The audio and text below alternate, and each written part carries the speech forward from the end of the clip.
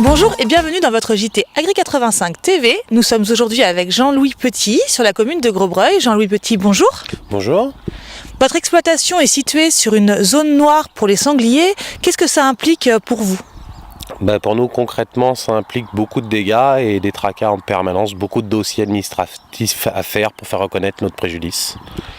Comment ça se traduit en termes de dégâts sur vos parcelles ? Sur nos parcelles, c'est assez particulier parce qu'en fait, on a des venues de sangliers qui sont très régulières, hebdomadaires, voire quotidiennes. Et certaines remises en état, notamment sur les prairies, tiennent ne serait-ce que quelques jours des fois. Suivant le nombre de sangliers et suivant la fréquence de la venue, les dégâts peuvent être très disparates. L'été, les dégâts vont être très superficiels, facilement remettables en état. L'hiver, la terre est beaucoup plus humide, le dégât sera plus profond, nécessitera beaucoup plus de travail. Et puis après, si vous avez 3 sangliers qui viennent gratter un petit peu dans un champ, c'est acceptable. Quand vous avez une bande de 18 sangliers qui traversent une parcelle, ça fait déjà un peu plus conséquent. S'ils y passent la nuit, la parcelle est ravagée. Très bien, donc vous remettez en état ces champs à chaque fois. Comment vous êtes indemnisé par rapport à cet état de fait ? On essaie de remettre les champs à chaque fois en état quand on peut, que c'est réalisable. Des fois, on se résigne et on change de culture et on laisse tomber le dossier, parce qu'il y a une lourdeur administrative qui est quand même assez terrible. S'il y a une adéquation entre le sanglier et le milieu, pour nous, ça reste acceptable. On ne veut pas du zéro dégât, on veut simplement pouvoir exploiter.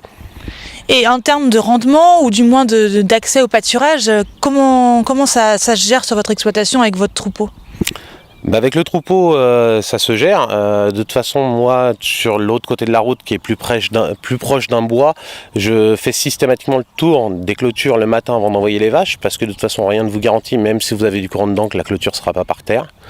Et après, il y a un risque qui est toujours le potentiel et qu'on ne peut pas estimer en tant que tel, c'est le risque sanitaire pour les animaux. Et si demain on a une épidémie sur un cheptel, les conséquences peuvent être énormes. Par rapport à ce qui pourrait être mis en place pour que ça s'arrête ou que du moins ça soit diminué, quelle préconisation vous faites, vous ? De toute façon, tout le monde est d'accord sur quelque chose, un fait, c'est qu'on a une surpopulation de sangliers. Pour l'instant, on s'est retrouvé avec d'autres agriculteurs qui sont sur le point noir de Poiroux, comme moi je touche au point noir de Poiroux. Donc concrètement, on a effectivement rédigé un courrier, une lettre ouverte qu'on va envoyer au préfet, aux responsables syndicaux, également au président de la Fédération des chasseurs et même aux élus du département, puisque le risque est supérieur au risque agricole. Tout à l'heure, je vous parlais du risque sanitaire, mais on a également le risque routier. Les accidents de la route, demain, on peut très bien avoir un mort avec toutes les populations de sangliers qu'on a. Après on essaie de mettre la petite graine entre guillemets pour essayer que ça pousse. Si ça suffit pas, on envisage éventuellement de pourquoi pas faire une réunion localement, au moins avec les chasseurs au niveau local, pour que eux qui pensent la même chose que nous et qui disent mais on nous donne pas les moyens de pouvoir faire les prélèvements, le remontent et que ça avance de par en bas si ça avance pas par en haut. Jean-Louis Petit, merci. Merci beaucoup. Quant à nous, on se retrouve pour un nouveau reportage sur la session Chambre d'agriculture. C'est en qualité de président de la Chambre d'agriculture que Joël Limousin a présidé la session Chambre de lundi dernier.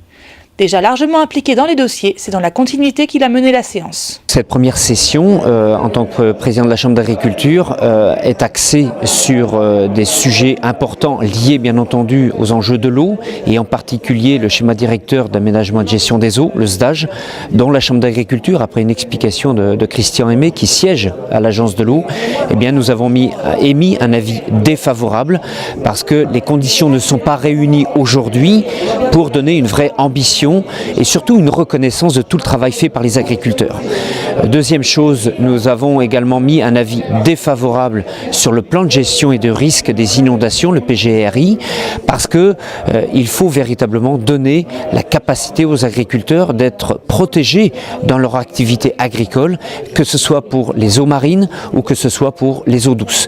Ce qui est important également à l'occasion de cette session, c'est d'avoir des invités, notamment comme la présence de Maurice Milsan, président de la Chambre des métiers, qui a apporté vraiment tout son soutien, notamment sur ces enjeux de gestion des risques d'inondation, parce que en tant que maire de sa commune qui a été concernée par Xynthia, et je crois que c'était un vrai soutien pour tout le secteur agricole, et que cet enjeu bien entendu de gestion de l'eau n'est pas qu'un problème agricole, c'est vraiment aussi des enjeux pour l'ensemble des collectivités, mais également des entreprises industrielles, artisanales, etc.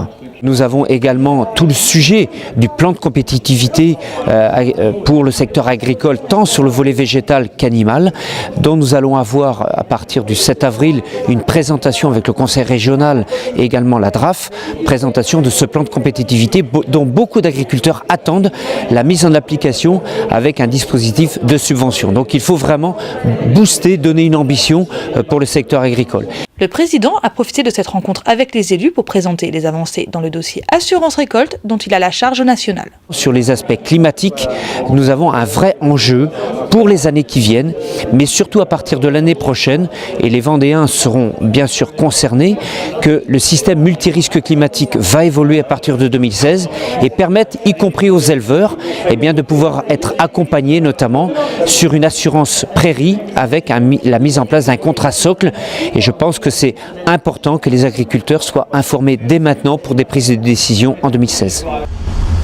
La première réunion PAC organisée par la FDSEA s'est tenue à La Garnache. Près de 50 agriculteurs sont venus chercher des réponses auprès des animateurs et des juristes. Aujourd'hui, on est à la salle René Bazin sur La Garnache. On est à une réunion d'information sur la PAC parce qu'il y a beaucoup de changements dans cette année 2015 qui vont s'opérer sur nos exploitations en termes de DPU qui vont devenir des DPB, en termes d'octroi sur les terrains qui vont s'échanger ou se reprendre par des agriculteurs jeunes ou moins jeunes. Toutes les nouvelles réglementations aussi qui vont être mises en place avec cette nouvelle PAC. On est venu vraiment pour s'informer parce que c'est le flou aujourd'hui assez complet, on entend un peu tout et son contraire, donc on vient vraiment à la réunion pour avoir des informations concrètes. Des questions qui se traduisent très concrètement dans les exploitations.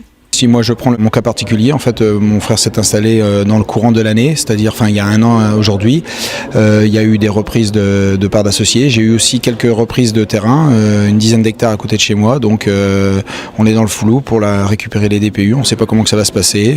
Aujourd'hui on nous parle de réserve, de droit à la réserve, parce qu'on ne peut pas les acquérir de bailleur à bailleur, donc c'est toutes ces questions qui font qu'on se déplace aujourd'hui.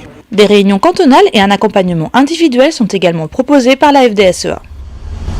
Réunis en assemblée générale, les responsables du service de remplacement du canton de Saint-Gilles-Croix-de-Vie ont souhaité sensibiliser les agriculteurs aux questions de santé et de sécurité des agents qui travaillent dans les exploitations. Les dates d'appel à projet pour le plan de compétitivité et d'adaptation des exploitations PCAE des Pays de la Loire est désormais connue pour la partie animale. En 2015, une première période du 13 avril au 15 mai permettra de prendre en compte les dossiers déjà prêts et une deuxième section irait de juin au 30 septembre. En 2016 et les années suivantes, il y aura 3 périodes de dépôt de dossiers. Le concours Simul Bac Pro organisé par la Chambre d'agriculture et les jeunes agriculteurs permet aux lycéens de terminale de travailler sur un projet d'installation et ainsi de se projeter en se mettant dans la peau d'un jeune en cours d'installation. Cette année, le groupe de 12 lycéens du LEGTA Luçon-Pétré arrive en tête du concours. Merci de nous avoir suivis et rendez-vous la semaine prochaine pour un nouveau JT.